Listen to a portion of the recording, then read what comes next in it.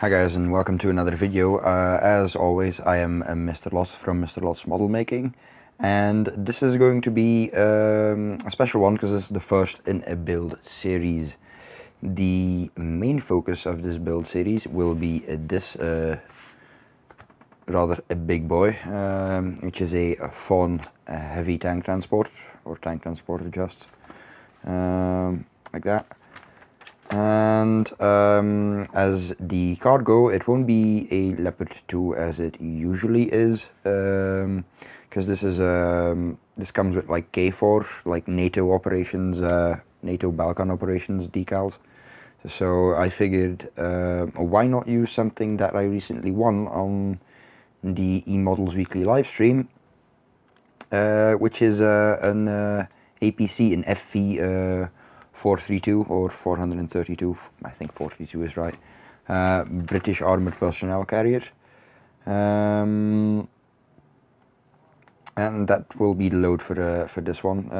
That explains why I'll have my little mascot here in the background for these videos, because, you know, kind of doing honor where honor's due, and you know, won the tank off of the live stream, and they helped me source this. It's like, you know, help me find a good tank transporter that isn't silly cheap like the Oshkosh tank transporter from Hobby Bosses. It's like I think 250, something like that, 250 euros, which is a bit much. This was I think with shipping like about 90 euros I think I paid for this from eModels. So yeah, let's get started. I'll do a very brief unboxing, but then I'll switch ahead to some denubbing and then some minor assemblies. I still need to figure out how I'll be dividing the next videos up, because I don't want to be showing you each and every part of this build, because it's 800 something pieces, not including the rubber. So it's quite a number of pieces, and I won't, you know, won't keep you busy. Anyway, onto the box. Let's put this on the side. Pretty big box, probably barely fits in shot. Let me check. Just about fits in shot. So yeah, big vehicle. Let me see if I can get that out. There we go. Typical Trumpeter packaging with like a separate box. So I'll be starting this halfway through the manual, and what do I mean with that? I'll be starting with this part, with the trailer assembly, because I've read up on this, and apparently it is easier to figure out, you know, to get everything right when you do the trailer and then the load for the trailer, in this case the armored personnel carrier, first, then build the actual tractor unit. So that made sense in my mind, so we'll be doing that first. So this is a big piece of like, this is the bed of the trailer, and then the supporting braces for underneath. Yeah, like the framing for it. Looks like really nice detailing, some press marks here, but that looks to be the top, so those won't be visible. This is yeah, the cab of the vehicle, which is a big piece, and the tractor fenders, and all little wheels, and I think like the axles for the trailer are in here as well, because some of them are supported, and there's like metal wiring for like simulating chains and stuff like that. Probably will be getting like a photo etch or like, you know, piece of chain for it. Maybe add some detail here and there. Yeah, this is it. Like I said, it's a lot of parts, a lot of sprues. Let's put this one here. We've got sprues for the trailer wheels. Looking at the size on these, tractor wheels, hubs for the wheels, and like, I think the air filters, jerry cans, shock absorbers, leaf springs, yeah, lots of stuff. The neck of the trailer, so that seems to be one piece, so no movement there as it would do in real life, because I think it actually flexes in real life. Cabin interior parts. Interesting to note on these is that I will not be using all of them, because like the little wipers actually come as part of the PE set as well, so I'll probably be sticking to the PE ones because they are pretty nice little units.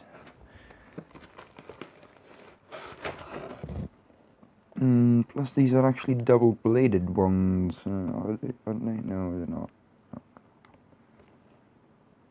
Oh no, they emulated the fact that it's two thin arms holding up the wipers, which this plastic part doesn't, so yeah. So first experience with PE this, because I decided to do this first before the World War II tank I unboxed in my previous video, because I want that APC. Hopefully it gets here soon, because the post office is slacking with it. They let me know they shipped it out with normal airmail, so that would cause a bit of delay, but still, you know. Or maybe it's just me, maybe I'm just impatient. We did have a couple of long weekends and stuff like that, that might influence how everything goes. So yeah, and this will barely fit together again. Big box. So yeah, and on to the next part, which will be some denubbing. So I'll see you guys in a minute.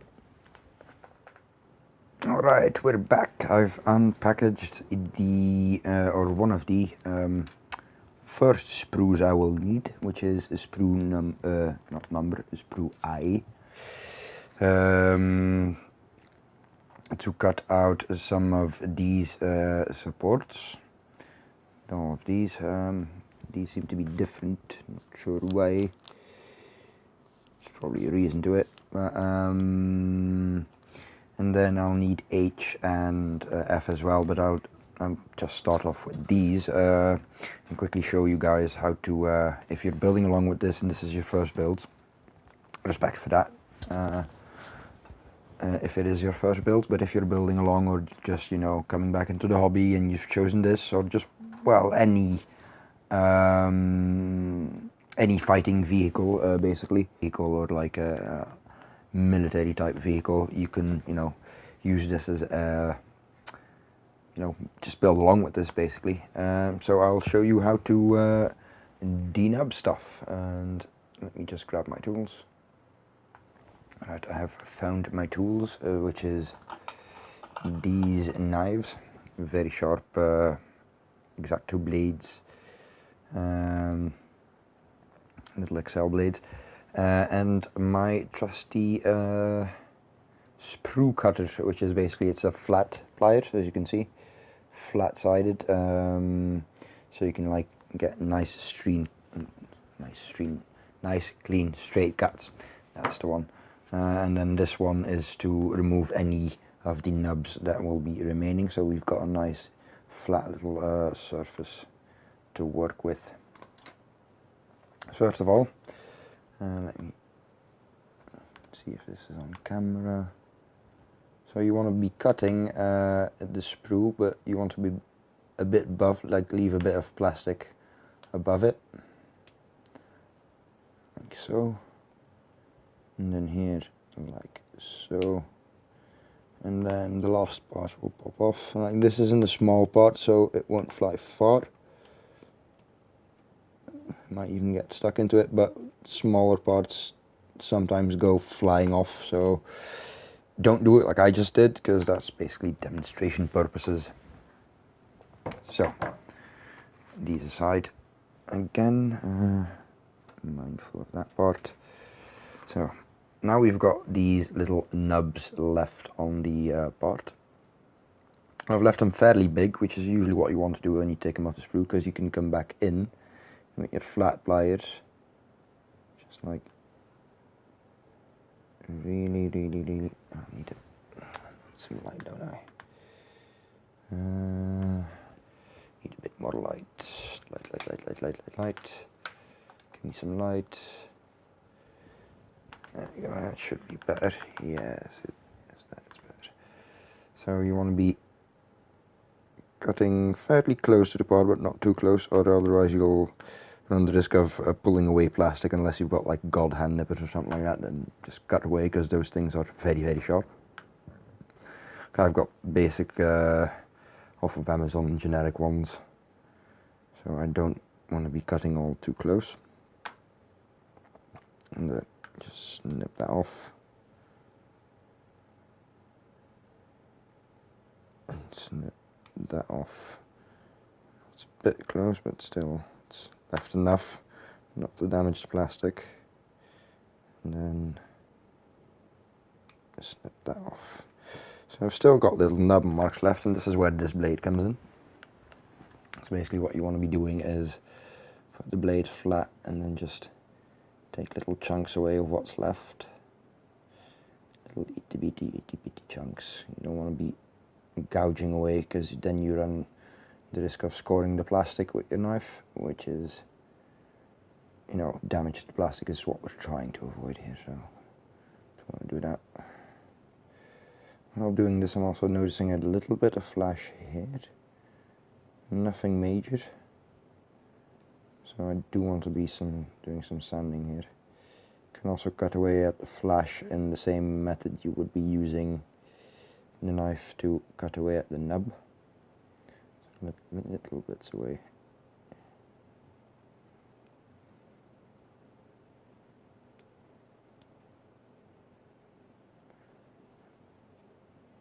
Little bits away. Nearly there. Nearly there here.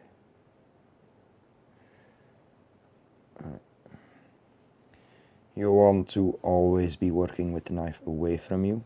I know some people can't, including the person responsible for getting me back into this hobby at this level, Mr. Model Making Guru, Mr. Fox Wolf, who always works with the knife toward himself and often ends up stabbing himself. I try to avoid it. I actually find it comfortable to, like, you know, brace it with my thumb a bit. Sort of like, I don't know, works for me doing it that way, which is helpful for the fingers. Every now and again I do tend to go that way for like the little tiniest speck remaining. But still, if you can avoid it, because, yeah, stabbing yourself hurts. And you don't want to be going to the emergency room instead of working on your model. Right onto the second nub here. See, like, that just started. Sometimes it's annoying to work with the knife away from you, because you're holding it with your fingers anyway, and as you can see, if I'm working that way, I'm going to slice in my fingers anyway when I shoot off the plastic. And there we go, onto the last nub.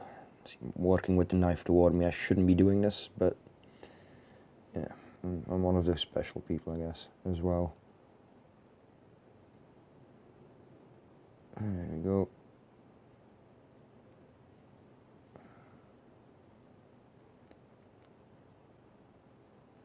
This one seems a bit finicky.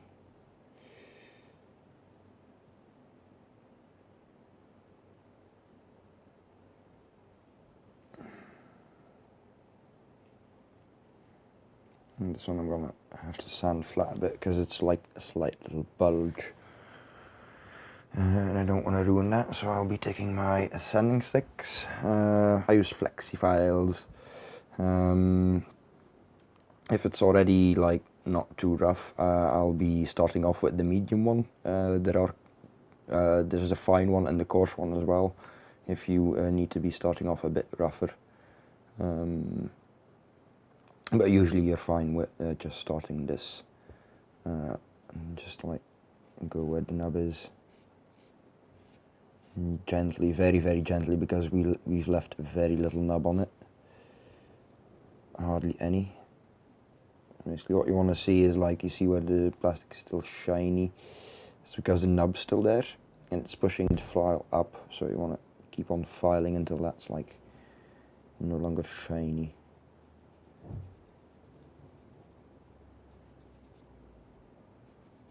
This angle seems to be working.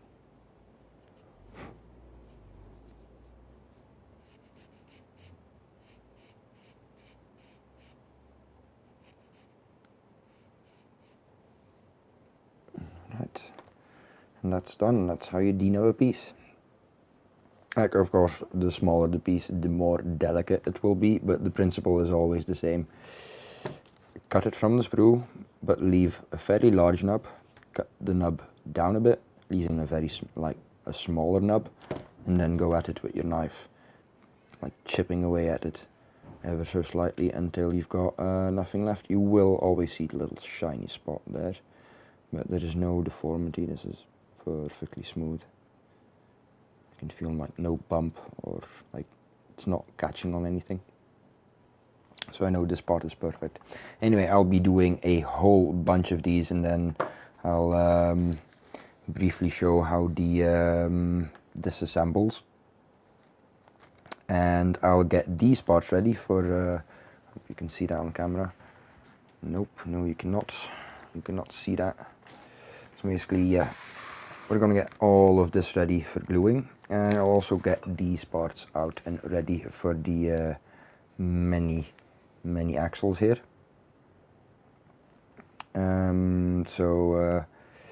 Yeah, I'll see you guys in a bit after I finished denubbing all of this, and be right back.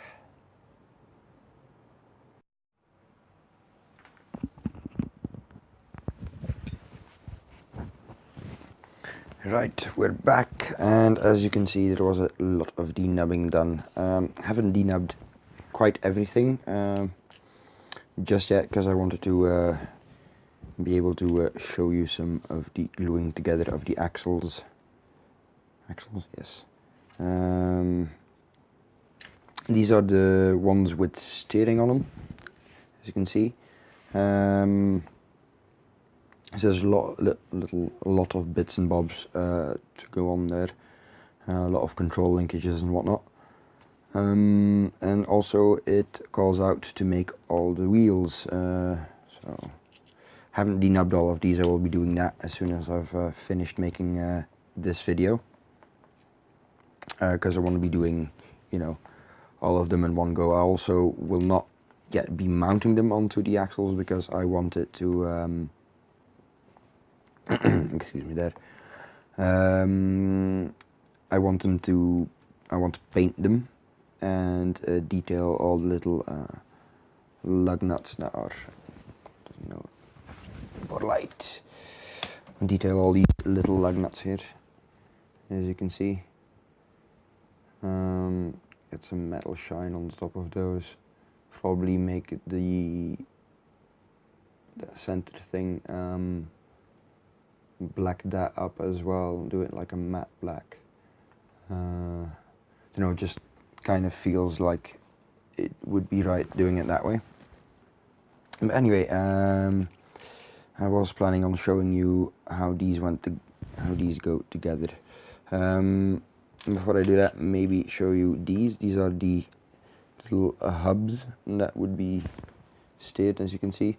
I've already put little pins in here, and I've made a little wiggle room because I won't be gluing these in. What I'll be doing instead is I'll glue the pin into the hub, thereby allowing the pin to still, run around inside of there. It won't be a lot of movement, because I won't be moving the model a lot, but there's like 18 wheels, and I'm just scared of snapping them off, and it seems like a good way, if I'm moving it around, to not snap anything off of the wheels. Anyway, let's move on to the gluing. So I'll be using my Tamiya extra thin. And I open, take these plates. So what I've noticed is that there is meant to be a panel gap when you put these together. Apparently these are halves. From what I can make out. So I'll just be gluing these together. First put a little bit of Tamiya extra thin in these bags.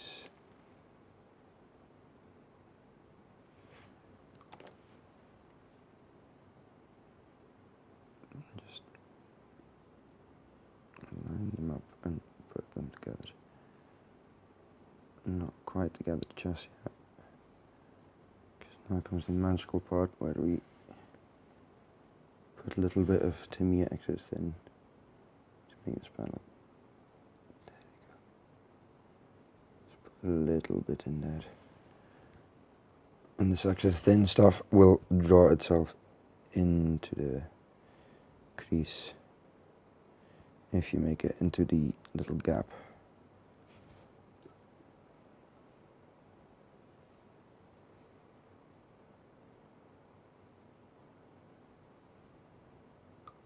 Not too much, because I don't actually want to be splooging out molten plastic here, because it is meant, I think that is supposed to be a visible line.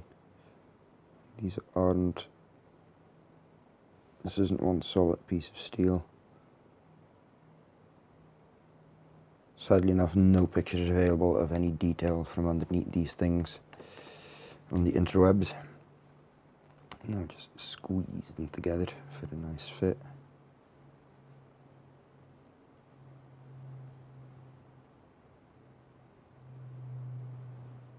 Sure everything lines up.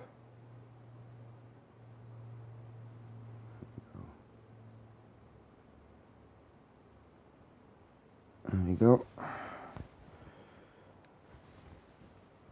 And the bond's already strong enough, we can put in this little detail piece, which is part of the steering, the representation of the steering rack of the directional steering on the trailer. Let's see if we can squeeze this in here. This seems to be quite a tight fit. I actually have to open this little gap here. Come on, there we go. There's a little lip I didn't notice. Yes, that's better. Okay, put some glue in there. Now again, I don't want to be glue splooging out from that because it's a bolted on plate. So we're not going to be hiding that seam line.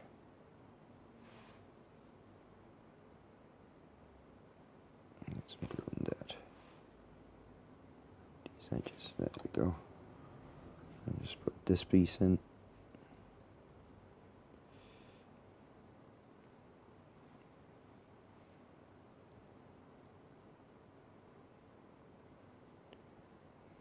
There we go, did it right around first time out. Just a little tiny bit of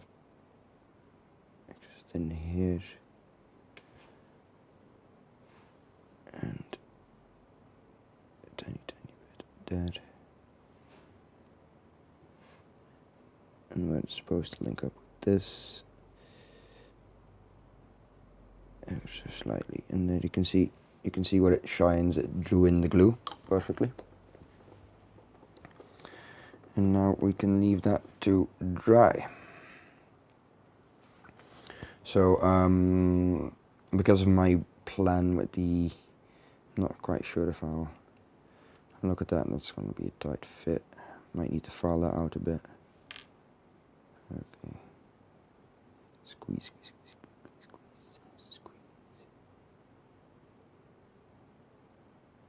Exactly where you can see where the glue really drew in, it actually leaves a more convincing line. It just doesn't look like a useless gap as much as it did. So we might want to draw in a bit more glue to the places where that hasn't occurred yet. Tiny bit more liberal.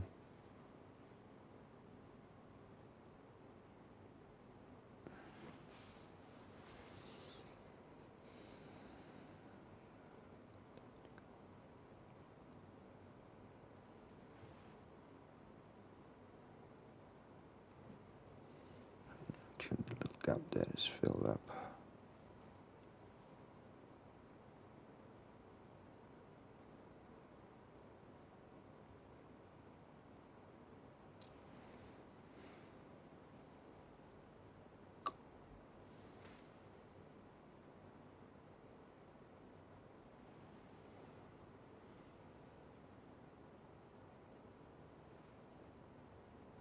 There we go, that's drawing in that glue nicely. And now we leave that to dry. So I'll be doing this 3 more times after that. Next bit I can show you is the wheel assembly. So again, there's a lot of seams here, but they're meant to be there, looking from the indication. Because these are such wide hubs that they're apparently glued together ones, or welded together in halves. Not glued, gluing is what we do. Anyway, I'm just going to put these parts together. Here's the picture. There we go. Right. So first we want to have this one and one of the J7 ones. Right. So what we want to do here is already put them together. There we go. Put them together. And then inside that little seam, you see, you put in glue. And don't squeeze it together yet, because you want to give the glue a chance to run down that plastic seam. There we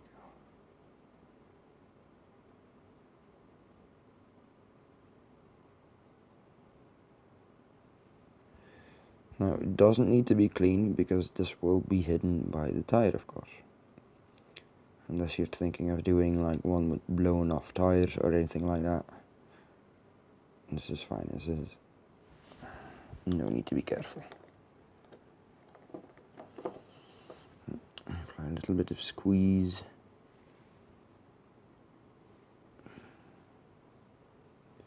You can see a little bit, tiny, you probably can't see it on camera, but I can see a little bit of splooge coming out.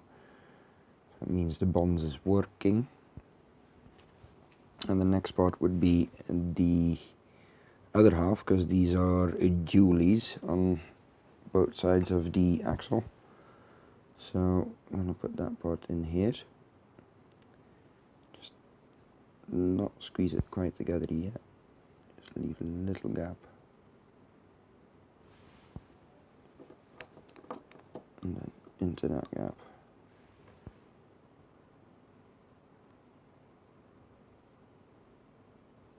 And we're putting the extras in. There we go. And now squeeze them together.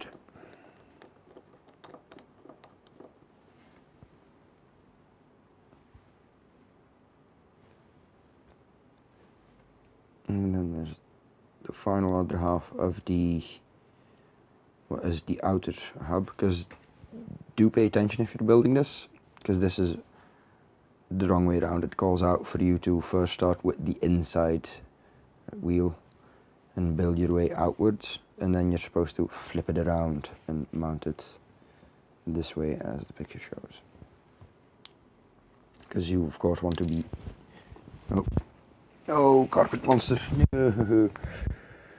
Because of course, like I was saying, you would want to be able to see this lovely detail after you've put it together. There's a dog's head. There we go. So, same principle like we did with the other one. Put them together. And get some glue. Just drag it along the edge. Drag it along that little seam here.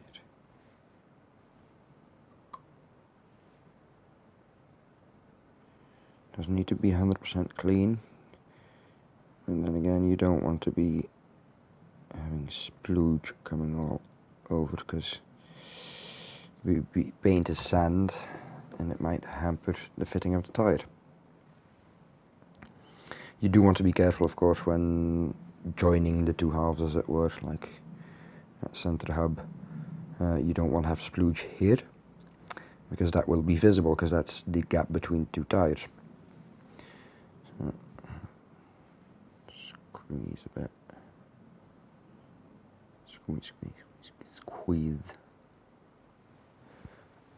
And there we go.